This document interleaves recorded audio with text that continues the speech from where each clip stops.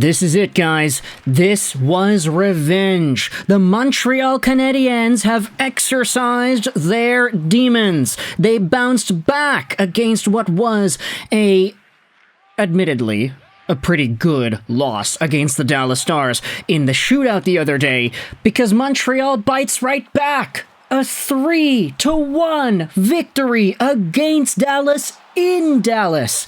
And this was one of these games where, when you think about the circumstances, okay, Dallas is one of the better teams in the Western Conference. They have been on a heater themselves.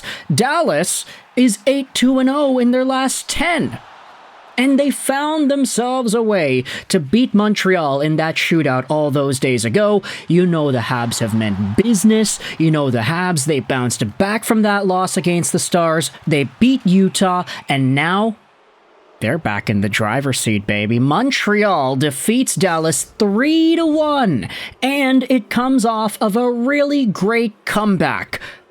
Yeah, I say comeback. It wasn't really a comeback, but it was 1-0 Dallas for admittedly less than a minute of the game.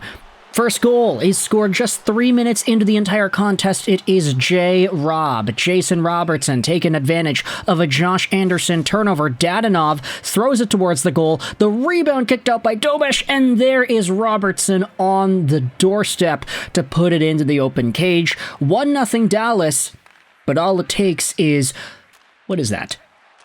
47 seconds for Juraj Slafkovsky to bounce back, and it's a beautiful play here too. Nick Suzuki takes the puck just outside the Star zone, centers it over for Caulfield, who walks right down the left side. Beautiful deke to get around Heiskanen. He throws it out in front for Slafkovsky, who buries his 5th on the year.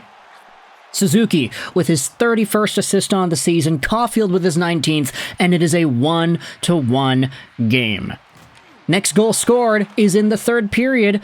10 minutes in, it's Lane Hutson off the draw who takes the puck. He throws it towards the goal, and it's tipped in front by the face-off man, Alex Newhook. That is Newhook's 8th on the season, Lane Hutson's 33rd assist. I'm breathing well because Hutson is on my multiple fantasy teams this year. He's on 7? No, he's on 6 out of the 8 that I do have.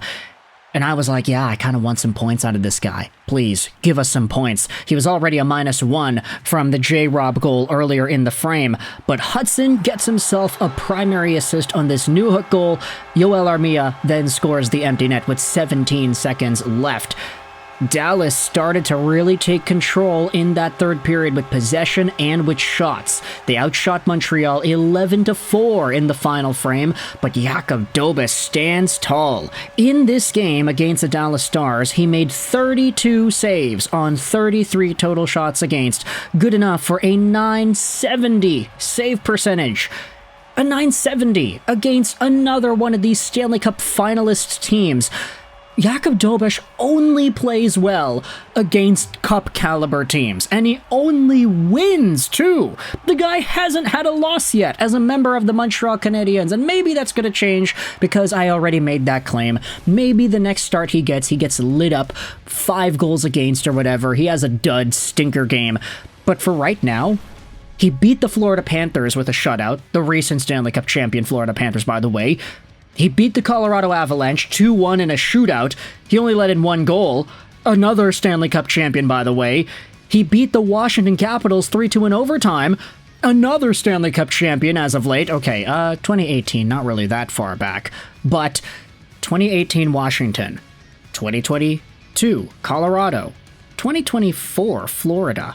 Jakub Dobes has only played off against cup-caliber teams, and Dallas, they made the third round a bunch, and they made the finals as well in the 2020 bubble playoff season, so they're right up in there with that group of teams that has had very quantifiable success as of late. But Dobes, man, he's like superstar team kryptonite.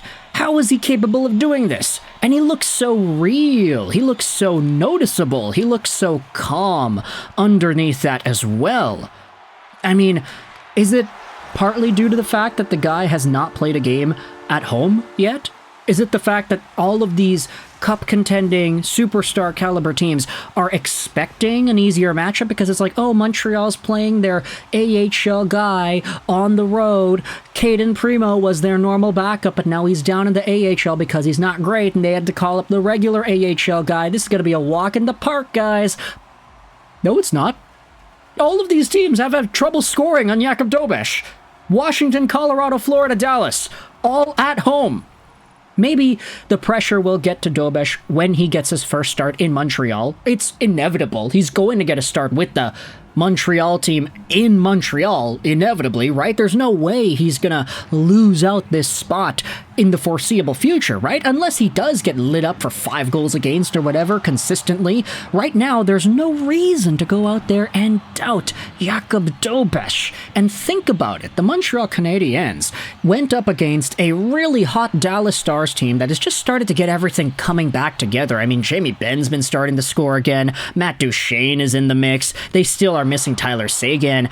Jay Robertson, as we had been noticing in this game, he finally got himself back on the board, and I say back on the board as if he hasn't been, like, on pace for 50 points or whatever this year, but that guy was a 100-point projected player at one point in his career who definitely has not been living up to that.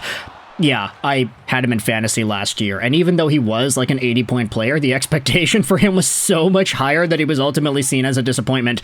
And this year, I mean, oh, he's on pace for 70 points. My bad, 70 points. Still not necessarily one of the top guys in the NHL like we were led to believe.